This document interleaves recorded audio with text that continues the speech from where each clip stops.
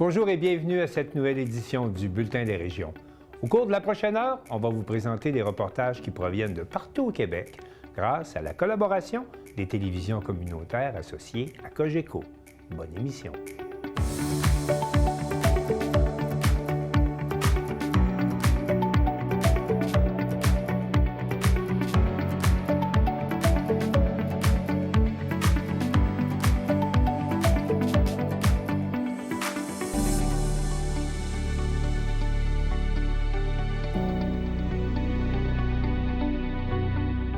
Au sommaire pour vous cette semaine. À Baie-Saint-Paul, des levées géotechniques pour mieux connaître la composition des sols et mieux prévenir les inondations. À Percé, beaucoup d'émotions à l'occasion du gala Reconnaissance organisé par Tourisme et Commerce Rocher-Percé. À Forestville, la Maison d'aide et d'hébergement L'Amidel participe à la campagne nationale de 12 jours d'action contre les violences faites aux femmes. À Montjoly, un centre d'apaisement pour les enfants aux prises avec des symptômes de l'autisme. À Grondines, le plus vieux moulin à vent du pays fête son 350e anniversaire. À l'église de Saint-Lambert, une maquette du faubourg de Capcha fait revivre 100 ans d'histoire. À Saint-Zénon-du-Lac-Comcoui, le club des 50 ans et plus brise l'isolement depuis 50 ans. L'organisme Dernier Acte présentera 3 spectacles bénéfices de Noël à l'Apocatière, Montmagny et Saint-Malachie. Mais pour commencer cette émission, on vous présente une entrevue avec Farah Alibé, la scientifique québécoise qui travaille à la NASA. On connaît cette scientifique, mais est-ce qu'on connaît Farah Alibé, l'autrice? Ariel Gauthier, de CTB-TV, s'est entretenu avec elle. On connaît beaucoup pour l'aspect plus scientifique, mais il ne faut pas oublier quand même que tu es autrice, là. Qu'est-ce qui t'a fait passer d'un monde plus scientifique à un monde plus artistique? En fait, OK, c'est une drôle d'histoire, mais moi, je suis quelqu'un qui, je travaille dans le monde de la science et dans mes temps libres, je suis quand même une personne qui est très active. Ouais. Je fais de l'escalade, du ski, on part souvent en montagne et donc j'arrête jamais. Des fois, c'est fatigant de toujours être comme soit en train de travailler fort ou en train de toujours de partir en grande randonnée. Puis mon chum m'a dit à un moment donné, hey, il te faudrait un passe-temps où tu es assise, où tu fais rien. Mm. Fait que là, on était justement en voyage, puis je commence à penser à ce que je pourrais faire, comme me trouver un nouveau passe-temps en tant qu'adulte.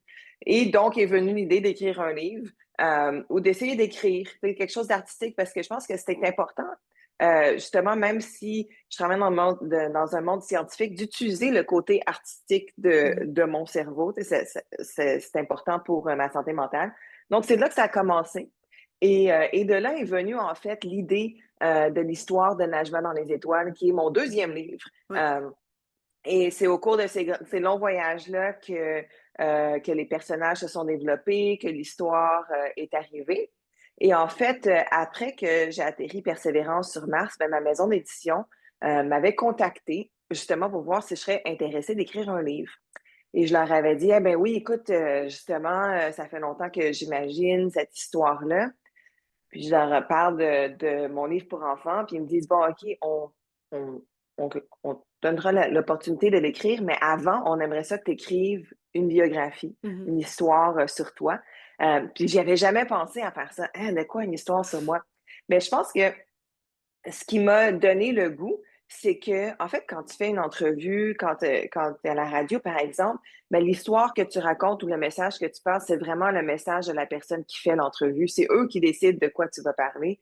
Et je me souviens, mon éditrice m'avait dit, écoute, en écrivant un livre, c'est toi qui peux choisir quel message tu veux partager avec le monde. Tu peux le faire à ta manière.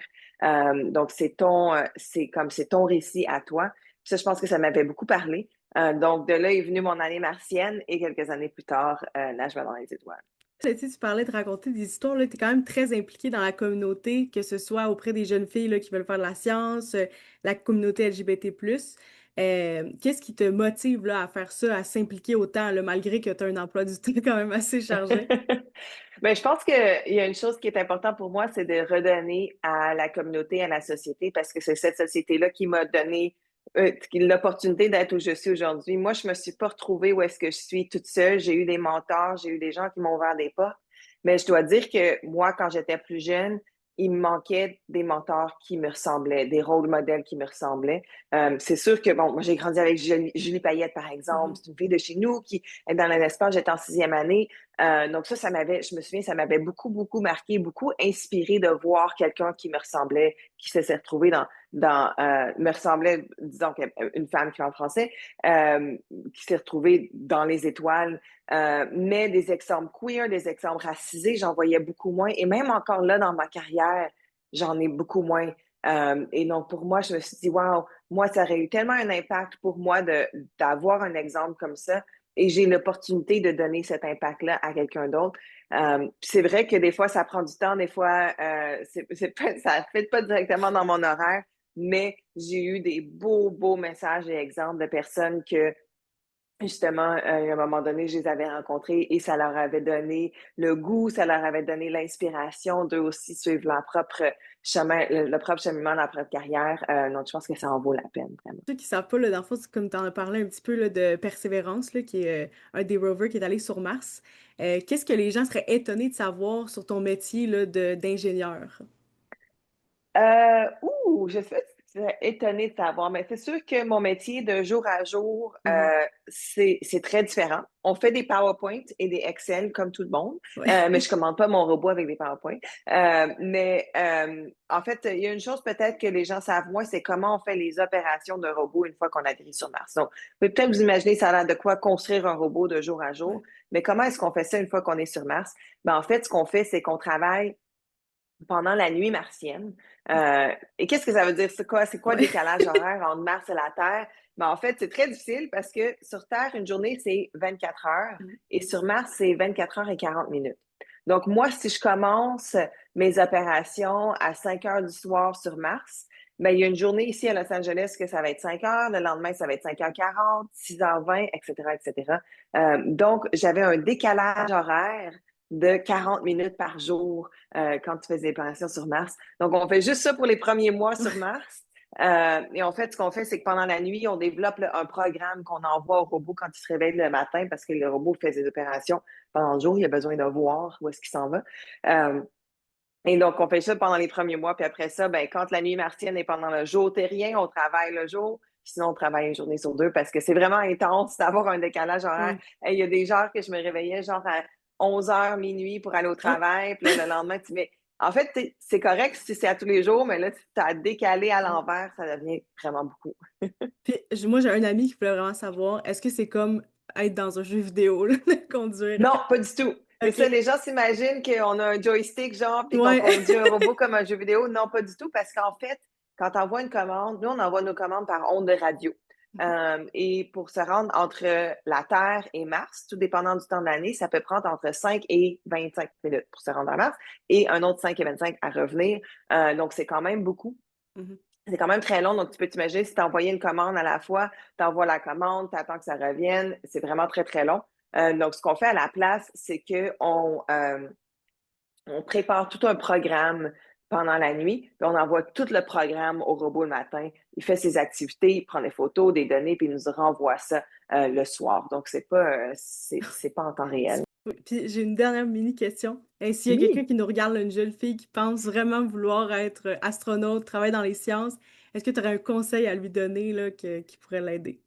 Ben, en fait, que ça soit des sciences ou autre chose, si il y a quelqu'un qui écoute puis tu sais que vous avez une passion, ben, je pense que je vous encourage à être curieux et curieuse, à poser des questions, à essayer de en comprendre plus sur ce métier-là, quoi que ce soit, dans le fond. Vous êtes chanceux maintenant en plus, parce que moi, quand j'étais jeune, imagine, il n'y avait pas d'Internet. Fait Oui. que pour comprendre quelque chose, il fallait que je parte en vélo j'allais à la bibliothèque de Saint-Charles-Borromée. Je pense qu'elle n'existe plus. Ou peut-être qu'elle a déménagé. Pour aller essayer de trouver un livre ou trouver un magazine qui allait me parler de quelque chose qui m'intéressait. Là, maintenant, avec l'Internet au bout des doigts, avec tout ça, il y a toutes sortes de ressources sur tout ce qui peut vous intéresser. Donc, je pense que c'est une belle opportunité de continuer à apprendre et d'apprendre à sa manière. Donc, je pense que c'est ça que je vous encourage à faire. Super, merci énormément.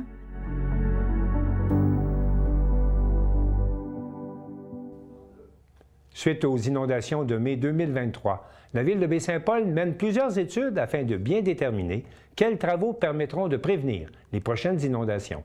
Félix Chouinard de TVCO nous explique en quoi consistent les levées géotechniques actuellement réalisées à Baie-Saint-Paul.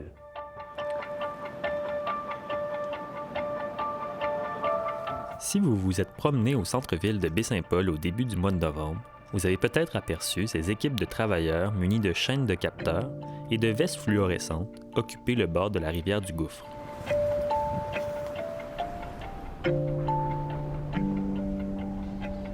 Annoncé par la Ville le 3 novembre dernier, il s'agit de levées géotechniques effectuées en lien avec les travaux de réfection du mur de protection longeant la rivière du Gouffre. Cette semaine, on a vécu, des levées géotechniques. On sait, avec les différentes avec l'inondation de mai 2023, il y a eu plusieurs études sur les cours d'eau, des études qui visaient à regarder le relief des cours d'eau, qu'est-ce qu'il y avait dans les cours d'eau, tout ça. Et là, on est à regarder aux alentours, aux abords des cours d'eau, sur les structures. C'est un petit peu si on compare là, au niveau de la santé lorsqu'on fait une chirurgie. Donc, si on compare la chirurgie à les ouvrages de protection qu'on connaîtra, les modifications dans les prochaines années, on a à faire un scan, comme on fait des fois avant sur le corps humain. Là, on va aller faire un scan dans le sol pour aller voir la structure du sol. Est-ce que c'est de la glaise? Est-ce que c'est du sable? Tout ça, bref, au lieu de faire différents forages à de nombreux endroits, là, c'est vraiment cette méthode-là qui est faite.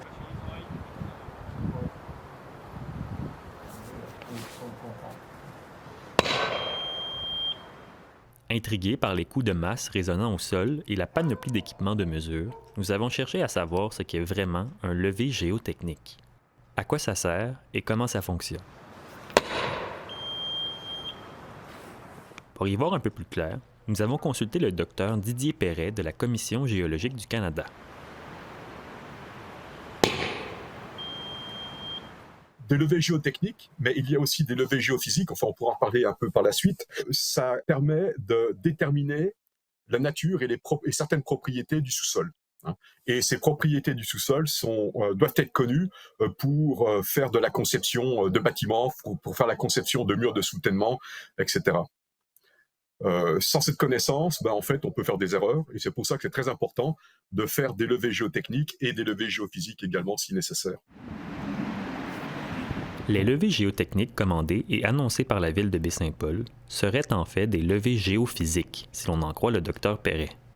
En fait, il y a c'est peut-être une subtilité d'expert là, mais disons que les levées géotechniques consistent généralement sur le terrain à faire des trous, à faire des forages, à faire des essais qui consistent par exemple à enfoncer une pointe instrumentée dans le sous-sol qui permet de déterminer la résistance des sédiments du sous-sol. Les échantillons donc prélevés en forage permettent donc de déterminer la nature du sous-sol et de faire des essais spécialisés en laboratoire. Maintenant, les essais géophysiques ou les levées géophysiques, généralement, consistent à faire des mesures non destructives. C'est-à-dire que là, on se place à la surface du sol, sans faire de trous. Et ça donne des informations différentes, mais complémentaires de ce qu'on peut obtenir par des investigations géotechniques. Et d'après ce que je comprends, c'est ce qui s'est fait principalement là, ces derniers temps à Baie-Saint-Paul, le long de la rivière du Gouffre.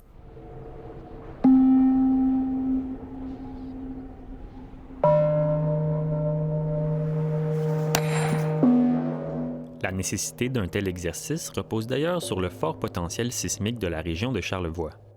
Alors pourquoi on fait des essais géotechniques ou des essais géophysiques donc, à Baie-Saint-Paul en ce moment ou ces derniers temps? En fait, il faut savoir que Charlevoix, la région de Charlevoix, est l'une des deux régions les plus fortement sismiques au Canada. La première étant la région de Vancouver en Colombie-Britannique, dans l'ouest du pays, et puis la deuxième, c'est ici, dans Charlevoix. Et ça implique qu'il faut des études particulières pour s'assurer que ce qu'on construit peut résister au choc lors d'un tremblement de terre, lors d'un séisme.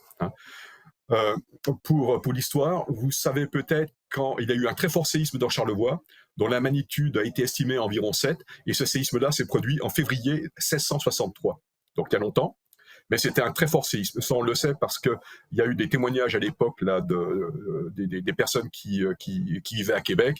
Il y a eu un témoignage aussi d'une équipe à l'époque qui était partie visiter la rivière du Gouffre quelques années après ce tremblement de terre, puis ils avaient décrit les dégâts, enfin les éboulements qui s'étaient produits lors de ce séisme. Et l'autre raison, donc à cause donc de cette possibilité que des séismes très forts se produisent dans la région, il faut faire des études géotechniques et géophysiques plus poussées que ce qu'on pourrait faire ailleurs. D'autres études pourraient être effectuées par la ville de Baie-Saint-Paul. Il faudra toutefois attendre encore un peu pour connaître les suites des levées géophysiques. La ville a rejeté les soumissions obtenues dans le cadre de son appel d'offres. L'administration municipale a jugé les soumissions trop coûteuses.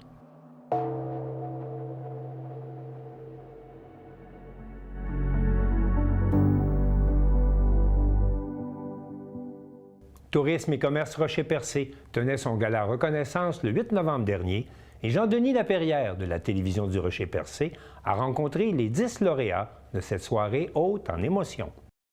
Nous sommes samedi le 8 novembre et Tourisme et commerce Rocher-Percé tient son gala reconnaissance à la Villa Frédéric-James de Percé. C'est une soirée unique dans l'année où on vient souligner l'apport et les bons coups des entreprises et organismes du milieu dans leur communauté. J'ai rencontré les 10 lauréats de la soirée pour recueillir leurs réactions à la réception de ce prix, ainsi que ce que réserve l'avenir pour leur entreprise et l'organisme.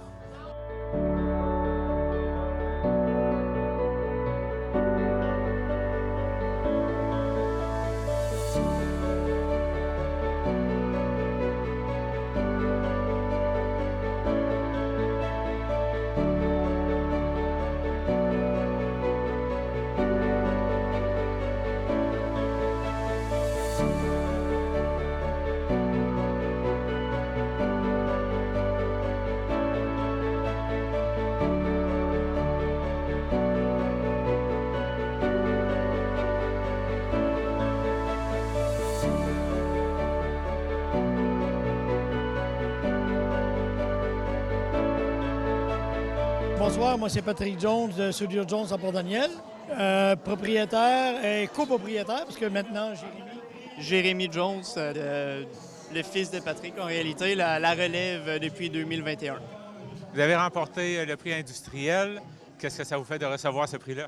Bien, on est vraiment content parce que, on est comme je disais tout à l'heure, on est une industrie qui est vraiment à l'ouest de la MRC, qui a encore beaucoup de monde qui ne nous connaît pas à l'est de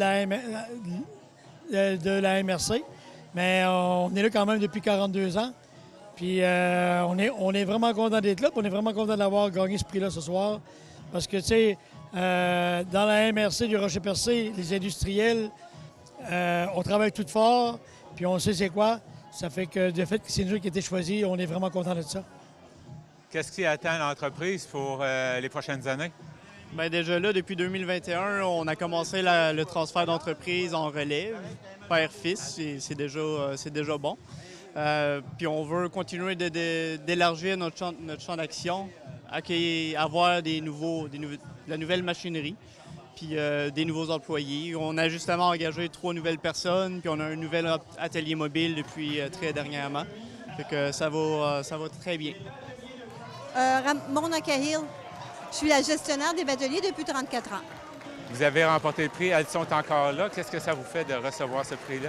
Bien, écoute, c'est une belle fierté. Là, 52 ans que l'entreprise existe depuis 1973, qu'elle a été enregistrée au registre des entreprises et depuis ce temps-là, on est encore là, c'est le cas de le dire.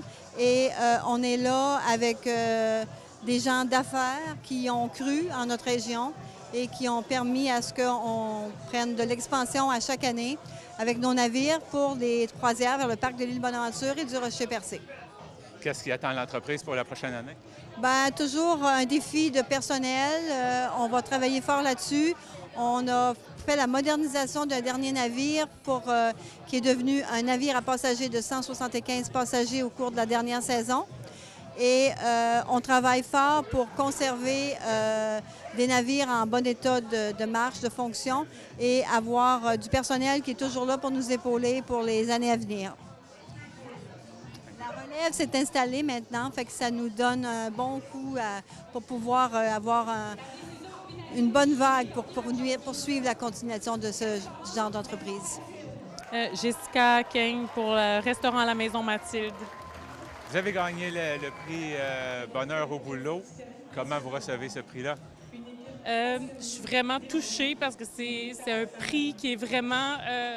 qui représente beaucoup pour moi. Ça représente... en fait, c'est ce que je fais depuis 30 ans, puis ça vient...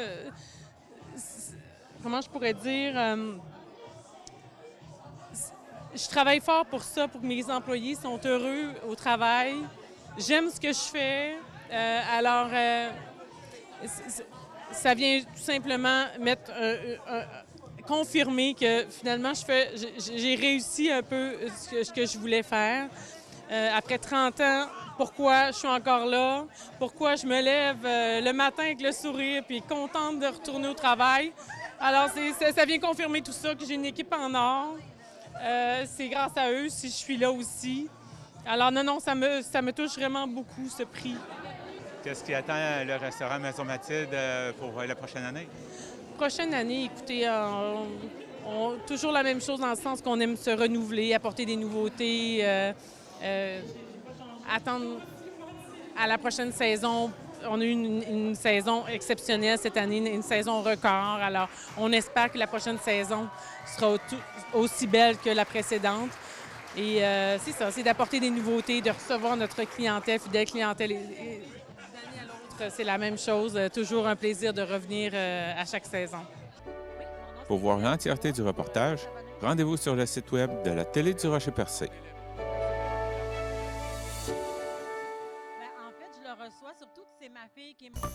Vous écoutez votre reflet d'ici. Revoyez tous nos reportages sur notre site Internet.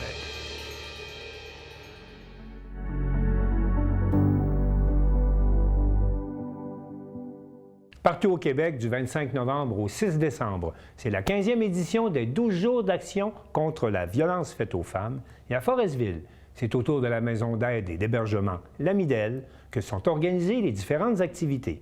Joanie Godreau, de la Télévision du Littoral.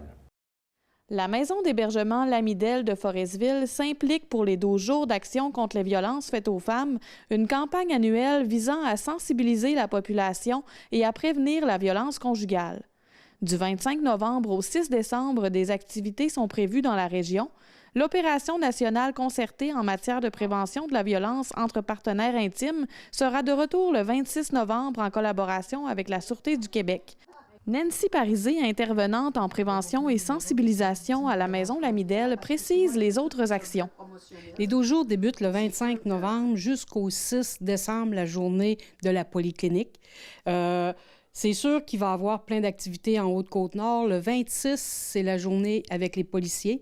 C'est la violence entre partenaires intimes. On va faire des tracts. On va en faire en Forestville, Scoumain-Spit, Tadoussac et Sacré-Cœur. On va remettre des rubans blancs avec des informations sur la violence. Après ça, il va paraître dans le journal tout l'horaire des activités des centres de femmes de Forestville, l'Alliance des femmes. Un important événement est également organisé le 4 décembre aux Escoumins de 19h à 21h en collaboration avec les centres de femmes de la région et l'Alliance des femmes. Il y aura un témoignage d'une femme qui a vécu de la violence. Des autobus organisés permettront aux femmes d'y assister sans se casser la tête puisque des arrêts seront ciblés dans chaque municipalité. Pour Nancy Parisé, l'objectif principal de ces 12 jours d'action est la prévention. Si les gens ils n'entendent pas de parler de prévention, ils restent dans le petit cocon. Puis tu sais, la Haute-Côte-Nord, c'est très gros. La distance est grande, puis c'est difficile pour tout le monde d'aller se rejoindre d'un coin ou l'autre du Québec ou du Canada. Mais la violence faite aux femmes est encore trop évidente aujourd'hui. Fait qu'on fait beaucoup d'activités pour aider les femmes à comprendre qu'est-ce qu'ils vivent. Parce qu'il y en a, ça fait tellement longtemps qu'ils ne savent pas qu'ils vivent la violence. Il existe plusieurs formes de violence, pas seulement celle qui est physique et que l'on peut voir facilement. Les formes de violence conjugale, écoute, c'est physique. Physique, ça peut être de la bousculade. Ça peut être des coups, des blessures, de la strangulation. Tu as la violence psychologique, qui peut être l'intimidation. Ça peut être l'humiliation, le harcèlement. C'est toute de la violence psychologique, verbale, insultes, menaces. Tu as la violence sexuelle. Viol, comportement brutal pendant l'acte sexuel, Des fois, c'est niaiseux, mais ça ne veut pas dire que ça tente toujours à la femme. Fait que c'est considéré comme une violence économique. Priver l'autre des revenus, interdire de travailler, contrôler tout le revenu familial. Puis on en voit tellement, Joanie, c'est épouvantable. Il y a beaucoup, beaucoup de violence encore dans nos milieux. La Maison Lamidelle accueille quotidiennement des femmes victimes de violences avec ou sans enfants, tout en offrant des services externes accessibles 24 heures sur 24. Selon Mme Parisé, les services externes sont méconnus de la population. Il n'est pas obligatoire d'être hébergé à la maison pour y obtenir des services. La maison offre un soutien global et confidentiel en accompagnant les femmes dans toutes les démarches nécessaires, que ce soit avec les avocats, la DPJ ou les travailleurs sociaux. Nous autres, on va épauler les femmes, on va les accompagner dans toutes les sphères. S'ils ont besoin d'un avocat, s'ils ont des problèmes à DPJ, même sans avoir de problème, tu as besoin de soutien de la DPJ est là pour travailler avec nous autres. Les TS sont là pour travailler avec nous autres. On travaille avec les travailleuses de rue.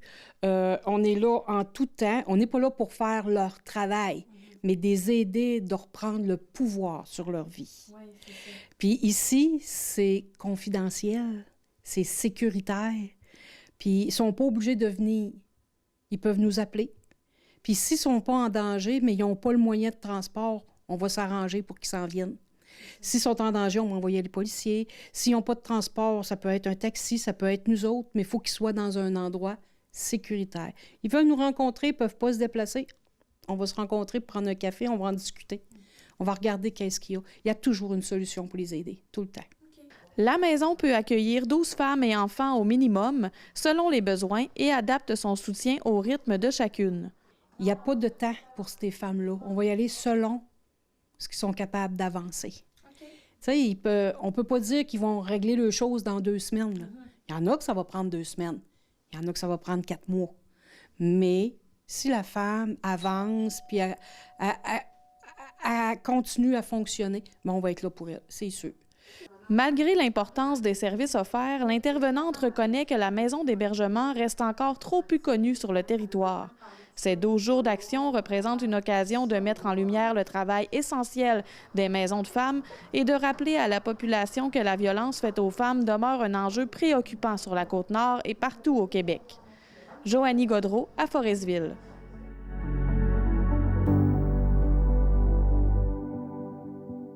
Un centre d'apaisement pour les enfants souffrant de troubles du spectre de l'autisme vient d'être inauguré à Montjoly, plus précisément au Centre de santé et de services sociaux du Bas-Saint-Laurent. Marc Després, de la télévision de la Métis, nous informe que cela a été rendu possible grâce au fonds Ariane, qui a été créé par Nicolas Lepage en souvenir de sa femme décédée accidentellement.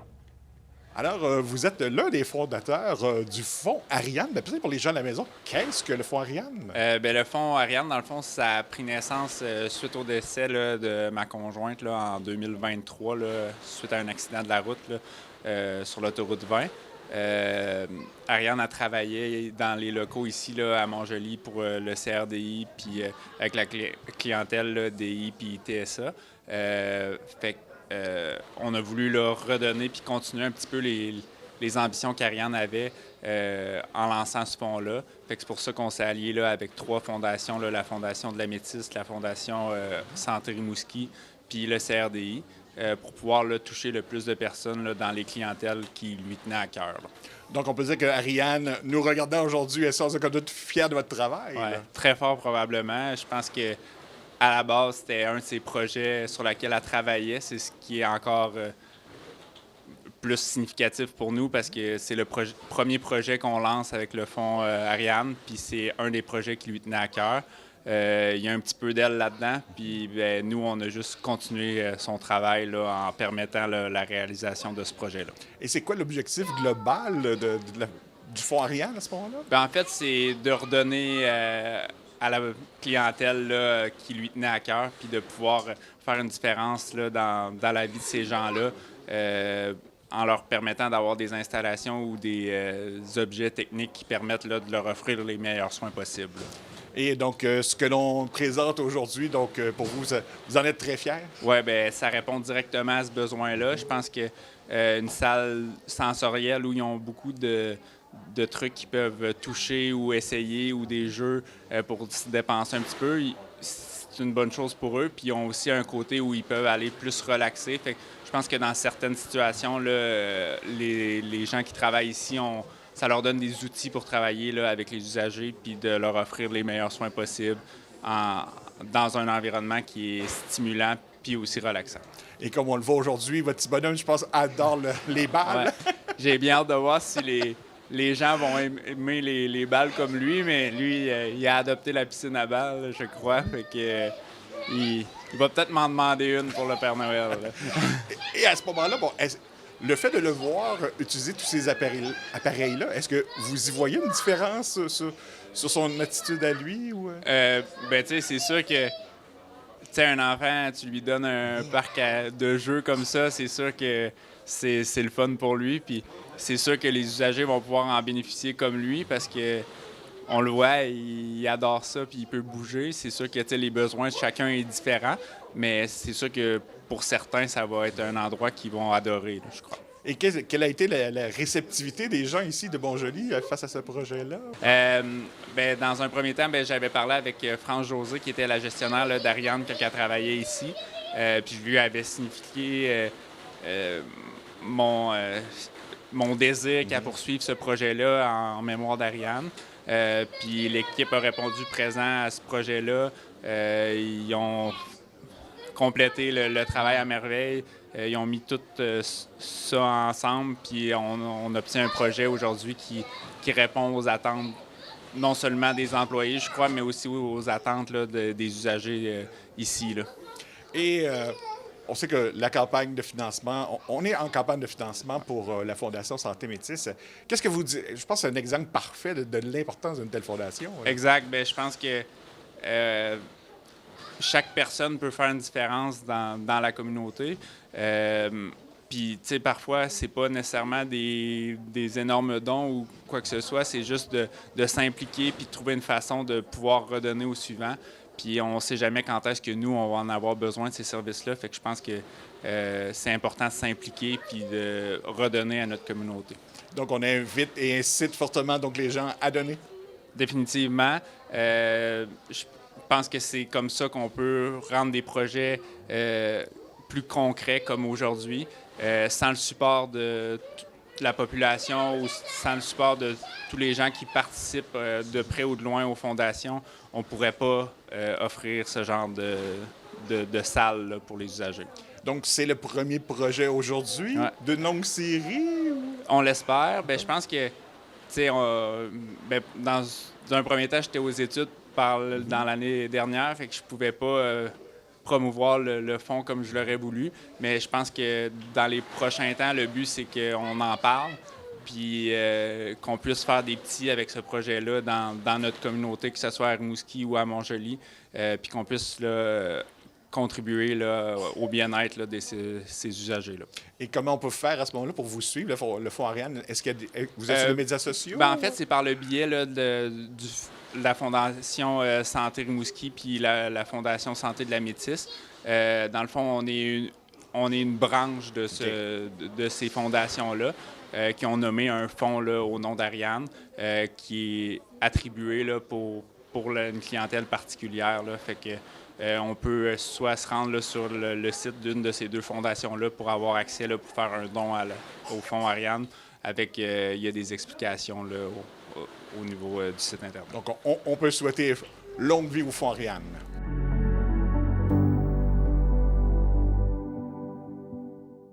La construction du moulin à vent de Grondines s'est terminée en 1675, ce qui en fait, à 350 ans d'histoire, le plus vieux moulin à vent au Québec et même en Amérique du Nord.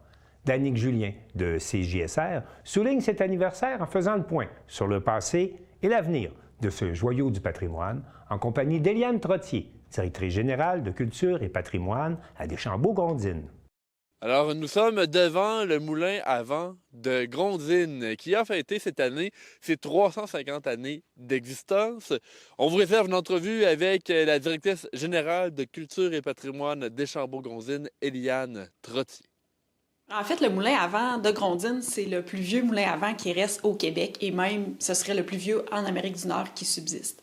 On dit qui subsiste, c'est une nuance importante parce qu'il y a eu d'autres moulins à vent qui ont été construits précédemment, mais ces moulins-là n'existent plus. Donc, c'est celui de Grondines qui peut se targuer d'être le plus ancien. Donc, la construction a commencé en 1674 et elle s'est complétée en 1675. Donc, c'est la raison pour laquelle on a commémoré le 350e en 2025. Donc, vraiment, la première mouture de farine ici s'est faite en septembre 1675. Donc, c'est vraiment très ancien, hein, c'est pas rien. Il n'y a pas énormément de bâtiments qui ont cet âge-là au Québec. Et ce qui est intéressant aussi, c'est que c'est un moulin qui a connu, disons, 3 vies différentes. Donc, bien sûr, celle de moulin à farine, qui a perduré là, jusqu'au 19e siècle. Par la suite, il y a eu une période d'abandon qui a été assez longue, là, disons une trentaine d'années au moins. Là. On ne connaît pas la durée exacte, mais au moins ça. Le bâtiment s'est alors trouvé dans un piteux état. Là. C'était devenu essentiellement une tour de pierre à l'abandon. Et ce qui l'a sauvé, en fait, c'est un heureux hasard. C'est qu'au début du 20e siècle, le gouvernement fédéral cherchait à développer un réseau de communication le long du Saint-Laurent pour améliorer la sécurité en lien avec la navigation sur le fleuve. Donc, c'est dans ce contexte-là qu'en 1912, le gouvernement fédéral a acheté ce qui restait de la tour de pierre pour la réaménager et en faire une station de signaux maritimes. Donc ça, c'est un usage qui a perduré jusqu'en 1967. Après ça, le gouvernement a fermé ces stations-là puisque les technologies avaient évolué et puis c'était une façon de faire qui correspondait moins aux besoins de l'époque. Et la troisième vie, qui est davantage de mise en valeur culturelle, elle a débuté dans les années 70, donc après justement la fermeture de la station. Le premier élément que j'associerais à cette période-là, c'est le projet de fouilles archéologiques qui a eu lieu ici aux alentours sur le site du premier village de Grondines. Donc, ça s'est déroulé en 72 et 73. Et les jeunes qui faisaient ce projet-là ont utilisé le moulin un peu comme quartier général. Donc, ici, il y avait, par exemple, de la recherche en archives qui se faisait. On documentait les artefacts qui étaient trouvés dans le sol. Puis, c'est après ce projet-là, dans le fond, que la municipalité de Grondines a acheté le bâtiment et éventuellement, c'est devenu un lieu d'interprétation comme ce l'est toujours aujourd'hui. Et il y a un documentaire dans le cadre du 350e point d'ancrage qui a été fait. Il est maintenant disponible pour écoute libre sur les réseaux. Justement, on en parle beaucoup de cette fouille archéologique-là. Parlez-moi, pourquoi avoir élaboré ce documentaire-là d'environ une vingtaine de minutes? Oui, mais en fait, parmi les histoires du moulin, les éléments qui concernaient la période de fouille, c'est ceux sur lesquels on avait moins d'informations. Et puis, dans l'objectif de souligner la contribution de cette période-là, dans la connaissance de l'histoire de Grondines, mais aussi particulièrement du premier village, on a retracé des gens qui ont participé à ce projet-là. Donc, au début, c'était vraiment une démarche là, de récolte d'informations, de témoignages. Ça s'est avéré très riche, en fait, ces rencontres-là. C'est vraiment des personnes hyper intéressantes là, qu'on a eu la chance de rencontrer à ce moment-là. Puis, le projet de court-métrage a émergé aussi dans la perspective où on souhaite renouveler l'exposition permanente qui est présentée ici. Donc, on trouvait que c'était une façon intéressante de valoriser cette période plus récente-là en présentant des témoignages. Et puis là, on a beaucoup de matériel. Donc, dans le cadre des festivités du 350e, on a voulu développer un court-métrage à partir de ça pour faire connaître ce projet-là des années 70 qui était assez inusité. Donc, c'est ce qu'on découvre dans le court-métrage. Un projet qui était bien ficelé, qui avait super bonne réputation là, dans le cadre du programme Perspective Jeunesse, qui était un programme fédéral là, pour soutenir des initiatives de jeunes un peu partout dans le pays. Et puis, ça a été un projet qui a fait des petits, puisque, comme je l'ai mentionné, après ça, la municipalité a acheté le moulin. Il y a eu un musée qui a été fait à Grondines pendant une certaine période de temps où on présentait, entre autres, le travail archéologique. Qu'est-ce qui a été trouvé, en gros, là? Je vous demande pas de réciter tout le documentaire, mais qu'est-ce qu'on a trouvé ici sur le site? Oui, en fait, ce qui était fouillé, c'était le site de la première église, une maison aussi, et le site du premier presbytère. Donc, il y a beaucoup d'objets du quotidien qui ont été trouvés. Là, c'est sûr qu'il y a beaucoup de pièces de poterie, par exemple, qui avaient été identifiées. Puis même, les gens, c'est ce qu'ils racontent dans le film, entre autres, c'était super valorisant pour eux de refaire le puzzle, d'identifier des pièces, puis de pouvoir refaire un bol. Il pouvait y avoir des clés, de la vessie vaisselle en général, ce genre de choses. Puis, un autre volet qui est intéressant, en plus des fouilles elles-mêmes, c'est la quête ethnologique et archivistique au sein du village qui a été faite. Donc, nous, Culture et patrimoine des Chambauds-Grondines, on ne détient pas nécessairement ces archives-là, mais ça a permis une recension parce que ce qu'ils ont fait concrètement, les jeunes, c'est qu'ils ont fait un appel à tous. Et puis là, les gens de Grondines étaient encouragés à venir ici au moulin pour déposer des archives précieuses qu'il y avait chez eux dans leurs archives familiales. Donc, à titre d'exemple, là, il y avait quelqu'un chez lui qui avait, ou chez elle, je ne le sais pas, qui avait une lettre de Vaudreuil. C'était quand même pas rien. Donc, cette lettre-là, nous, on ne l'a pas parce que l'entente, c'était que les gens venaient montrer ça, on documentait, puis les gens repartaient avec leurs archives à eux après. Contrairement aux artefacts qui, eux, ont généré une collection qui est très importante. Et puis, à l'époque, les jeunes, ils recensaient là, les éléments qui étaient trouvés. Ils faisaient des fiches, par exemple, mais il n'y avait pas eu d'analyse globale là, de cette collection. Quel est son sens de façon générale? Quelles conclusions on peut en tirer sur l'occupation du territoire ici à Grondines? Donc, pour le court-métrage, on a ajouté aussi des interventions avec un archéologue à qui on avait confié ce mandat-là d'analyse globale de la collection.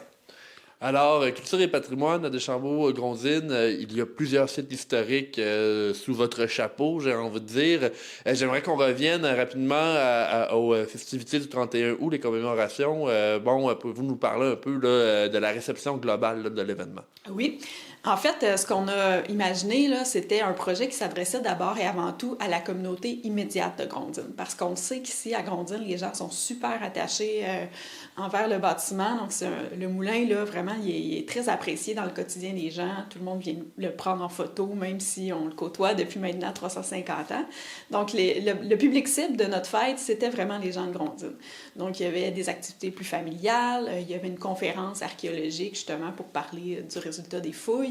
On a présenté le court-métrage.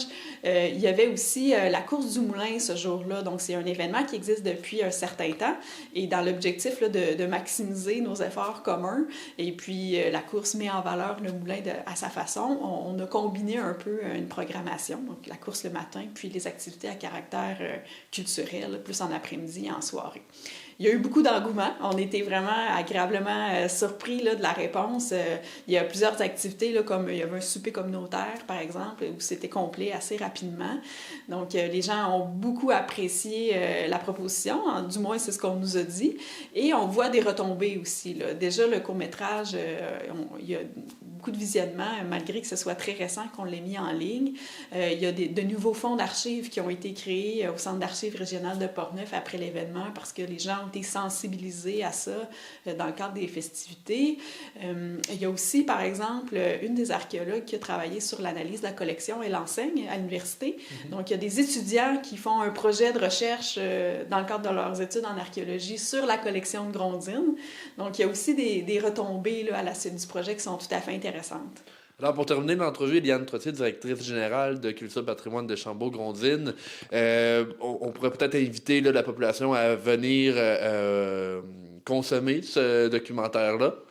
Oui, dans le fond, le documentaire il est disponible sur YouTube, mais vous pouvez le retracer par le biais de notre site web, culture-et-patrimoine-dg.com. Donc, c'est gratuit, bien entendu. Ça dure une vingtaine de minutes. Et puis, bien sûr, on encourage les gens à venir sur place au moulin pour le découvrir. L'été prochain, on va présenter une nouvelle exposition à l'intérieur. Puis, on est ouvert de juin à mi-août, fin août, selon les années. Et c'est toujours gratuit de visiter le moulin de Grondines. Eliane Trottier, merci beaucoup. Ça fait plaisir.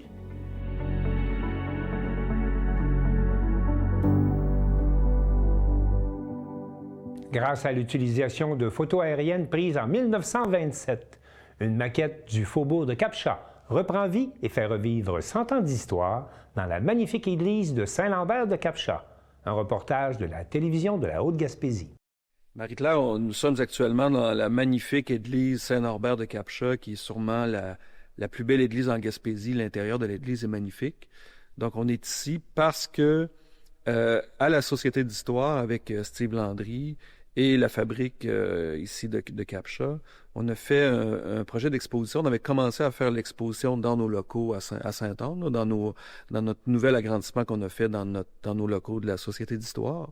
Puis, c'était déjà prévu que le financement que la MRC nous a octroyé et la ville de Cap-Chat, c'était déjà prévu qu'on déménage l'exposition sur le territoire de la ville ici. Donc, on a commencé, nous, à élaborer un concept d'exposition, puis ici, on continue de le bonifier. Bon, d'abord, on a mis en valeur la maquette. Il y a une maquette qui avait été faite ici du faubourg de Cap-Chat, une maquette qui a été faite il y a à peu près peut-être une vingtaine d'années. Puis, le plan, c'était de mettre en valeur la maquette, puis aussi de bonifier avec des visuels qu'on a conçus dans le cadre de l'exposition Cap-Chat 100 ans noir sur blanc, avec le livre de Steve Landry qui était paru, qu'on avait fait l'exposition en marge de ça. Donc, le but, c'est d'intégrer, de mettre la maquette en évidence, parce que la maquette était ici dans l'église auparavant, mais était sur le côté ouest, puis était orientée d'un autre sens. Fait que le plan, c'était de mettre en valeur encore plus la maquette, puis de la mettre sur de vraiment, là, en bon français, de l'habiller, là, comme il faut tout le tour, là. Puis après ça, de mettre aussi les visuels là, qu'on a élaborés. Là-bas, dans nos locaux de la Société d'histoire, on avait déjà fait ces deux visuels-là dans l'expo. C'était pas seulement ça, mais c'est le mur d'accueil dans l'exposition qui est en plus petit format dans nos locaux. Ici, on a décidé, de par la grandeur des lieux, de le faire encore plus grand, finalement, là. Puis pour donner un côté monumental aussi quand on arrive dans l'exposition. Donc, c'était le mur d'accueil. C'est le mur d'accueil d'une certaine façon. Ça met en contexte pourquoi cette expo-là existe, avec le livre aussi de Steve Landry.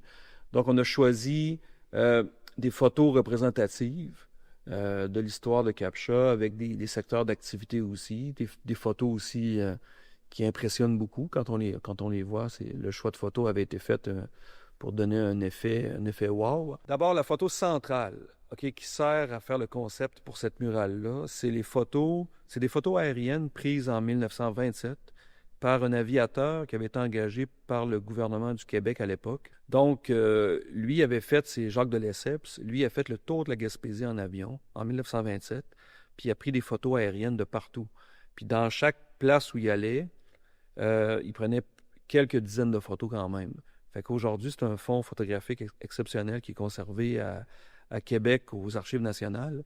Et nous, pour l'exposition, on a commandé, parce que là-bas, c'est les négatifs d'origine, fait qu'on a fait finir cette photo-là en haute définition pour pouvoir l'imprimer en haute définition aussi. C'est une vue où on voit l'estuaire de la rivière, la partie est du faubourg. On voit aussi les fonds en arrière. On voit aussi tout ce qui est le quai, le pont couvert, tout ça. Fait que cette photo-là avait beaucoup d'éléments dedans, ce qui nous permettait de mettre, de numéroter. On a une quinzaine de numéros un peu partout. Puis, sur le côté droit de la murale, on a une légende avec pourquoi, mettons, au fond, c'est le Mont Logan. Donc, le numéro 1. Donc, on voit en haut M. Logan qui a donné son nom au Mont Logan. Le but, c'est vraiment, avec ce projet-là d'exposition, c'était aussi, on travaillait de concert avec la Fabrique ici pour créer un environnement culturel. Parce qu'on sait qu'il y a beaucoup de touristes aussi qui viennent en Gaspésie l'été. Donc, on s'est dit de profiter de cet endroit-là qui est exceptionnel, qui est un lieu patrimonial exceptionnel, qui a plus de 100 ans. C'est rare de voir une aussi belle église que ça en Gaspésie aussi, construite en 1917. À l'époque, c'est beaucoup des petites églises en bois. Donc, le but, c'est de créer un environnement culturel, comme je dis. Puis la Fabrique, de leur côté aussi, font des projets. Il y a notre projet d'exposition à laquelle ils nous ont aidés, mais ils ont aussi aménagé une boîte ici, une boîte à livres, où que les gens peuvent venir lire dans l'église. On parle même d'aménager un petit coin café aussi, pour que les gens puissent venir, se détendre. Puis ça, c'est complémentaire aussi à un environnement muséal. C'est pas un lieu les gens vont venir ici, là. C'est un lieu que tu parles pas fort nécessairement. Tu gardes aussi le décorum qu'on est dans une église. Donc, l'activité que la Fabrique veut mettre en place ici, c'est complémentaire, en fait. Fait qu'on réfléchit aussi à aménager d'autres éléments, mais on travaille sur le projet actuellement pour l'été 2026.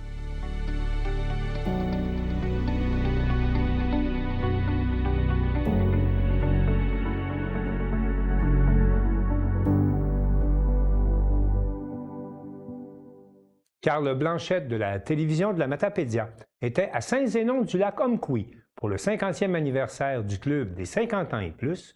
On écoute son reportage. Pour commencer, M. Lebel, pouvez-vous nous rappeler c'est quoi la mission du Carrefour 50+ du Québec? L'idée, c'est de briser l'isolement, s'assurer que pas personne demeure seul chez eux, que les aînés ne vivent pas seuls, qu'ils peuvent se rencontrer et avoir du plaisir. Ça, c'est la première chose. La deuxième chose, c'est organiser des activités dans le milieu, faire animer la communauté, qu'il se passe des choses dans nos communautés. Puis la troisième chose, c'est défendre les droits des aînés. Les aînés ont des droits partout, puis chez nous aussi, il faut défendre leurs droits. Puis est-ce que les besoins et les intérêts des membres des 50 ans et plus ont changé au fil des décennies? Oui. Les aînés ont changé d'activité. Souvent, il y a encore ça un peu, là, des soirées de danse, ça joue aux cartes, tout ça. Mais là, maintenant, on voit beaucoup des jeux de pickleball, ça va jouer au pickleball, ça va jouer au curling, à la pétanque sur l'intérieur. Il va y avoir différentes activités.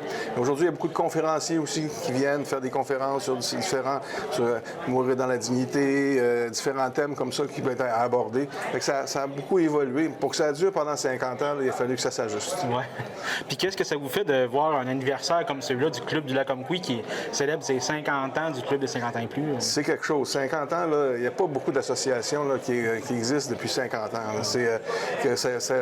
Pendant 50 ans ici, il y a des bénévoles qui ont maintenu ce club-là en action. Puis il y en a plusieurs là, dans l'Est, de Kamouraska-aux-Îles. J'en ai fait quelques-uns. Là, ils fêtent leur 50e, 55e anniversaire.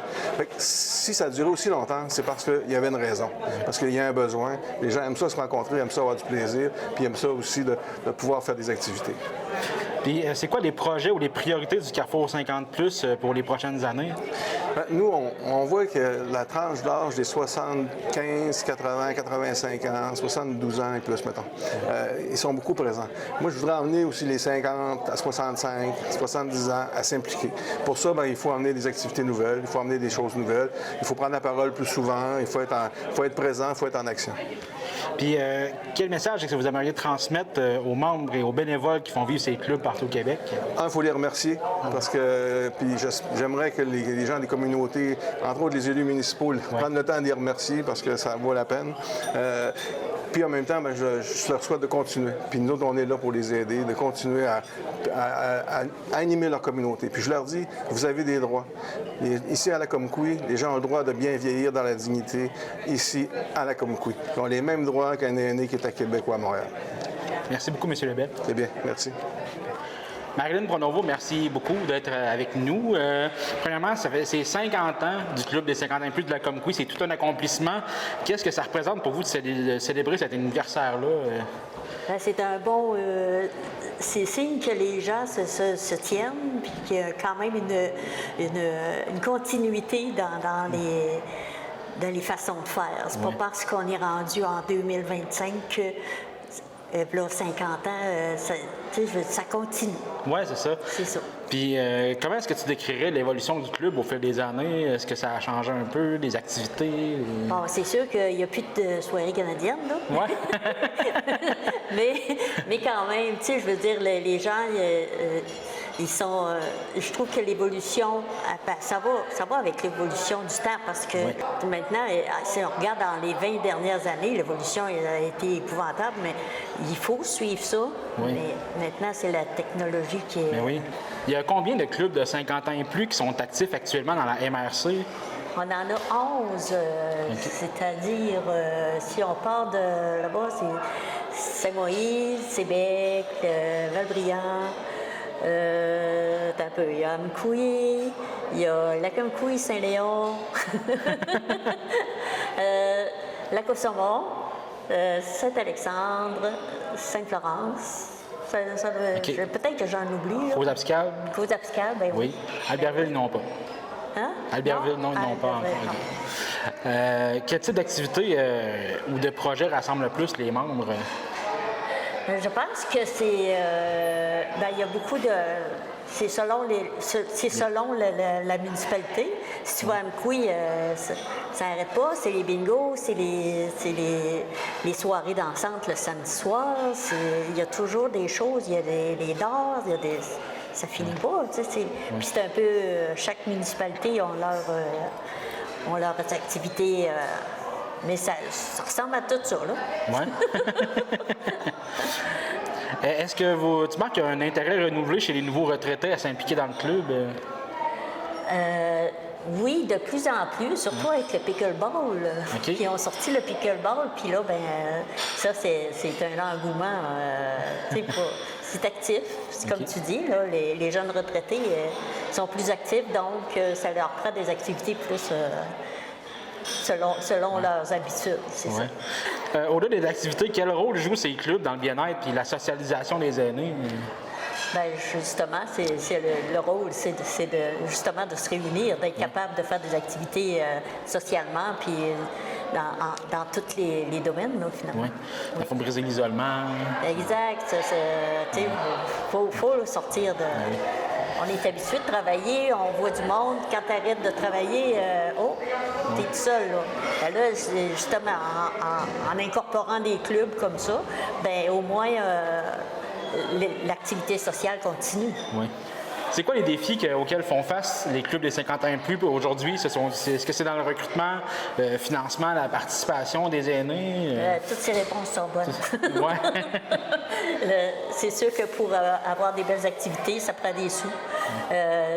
On demande au gouvernement d'aider. Il y a divers projets qui sont disponibles au gouvernement. Des fois, ça marche, des fois, ça marche pas. Mais à ce moment-là, s'ils veulent avoir des activités, ils vont créer d'autres activités pour aller chercher des sous. Ils vont faire des soirées ou qu'importe. Puis, ça sera... c'est ça qui va... financer. Qui va financer les choses, oui. Merci beaucoup, Marie-Lynne. Ça fait plaisir.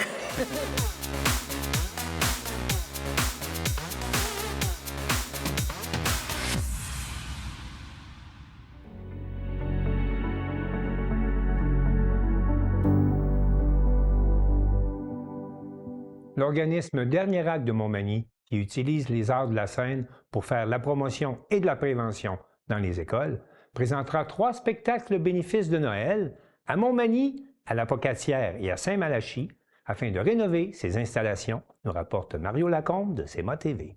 Ce lundi, les responsables de Mission Dernier Acte, ayant leurs locaux sur la rue Saint-Jean-Baptiste à Montmagny, nous dévoilaient la présentation de 3 spectacles de Noël, soit à la Pocatière, Montmagny et Saint-Malachie, dont les profits iront principalement à la rénovation de leurs locaux. M. Daniel Julien, fondateur et directeur artistique de Théâtre Dernier Acte. Alors, Mission Dernier Acte, c'est un organisme à but non lucratif qui se concentre sur le travail social et les arts de la scène. Non seulement l'enseignement des arts de la scène, mais utiliser les arts de la scène pour faire de la prévention drogue, prévention suicide dans les écoles, visiter les prisons, les personnes âgées avec du contenu pour les aider dans les problématiques qu'ils ont. Je forme des travailleurs de rue aussi. C'est un endroit pour venir voir des spectacles, des créations qu'on peut exporter aussi dans des festivals avec des thèmes qui touchent justement le côté social, là, comme je dis, la pauvreté, la dépression, tout ça. On utilise souvent les arts pour parler des fois de choses difficiles, que ça passe plus, comme un peu dans l'humour. Des fois, on veut traiter de sujets que normalement, c'est difficile de parler. Là, on peut le faire à travers l'humour, les arts. C'est ce que je fais depuis 44 ans. M. Julien nous explique les rénovations qu'ils vont apporter à leurs locaux pour pouvoir rendre ceux-ci multifonctionnels et accueillir la population. Oui, absolument. Je dirais, c'est la bâtisse dans laquelle on est, c'est l'ancien cinéma Taché, qui date des années 45, qui n'a jamais été isolé ou l'électricité n'a jamais été changée. Donc ça, c'est une problématique. On ne peut pas l'utiliser l'hiver. La preuve, ça avait été faire un tour tantôt, puis ici, il faisait froid. Alors, juste le théâtre, pour isoler le toit, changer l'électricité, mettre des thermopompes, c'est 200 000. Donc, les sous qu'on veut faire, c'est pour ça. À date, toutes les autres rénovations, du café, les planchers, le vestibule, les chambres de bain, ça a tout été fait par des dons qui ont rentré, puis on a été à mesure. Mais les grosses rénovations, c'est surtout le théâtre. Je dirais le théâtre, la salle de couture, puis la costumerie en haut qui ont besoin d'être refaites complètement parce que c'est pas isolé, puis c'est tout vieux, là. Il faut changer les murs, le J-POC. Alors, on vous rappelle les dates de ces 3 spectacles. Le 18 décembre à la cathédrale Sainte-Anne de la Pogatière, le 19 décembre à la salle François-Prévost de l'Espace citoyen à Montmagny et le 20 décembre à la salle Vie Nouvelle à Saint-Malachie. Pour information, c'est le 1-855-532-6316. Mario Lacombe à Montmagny pour CMA TV Information.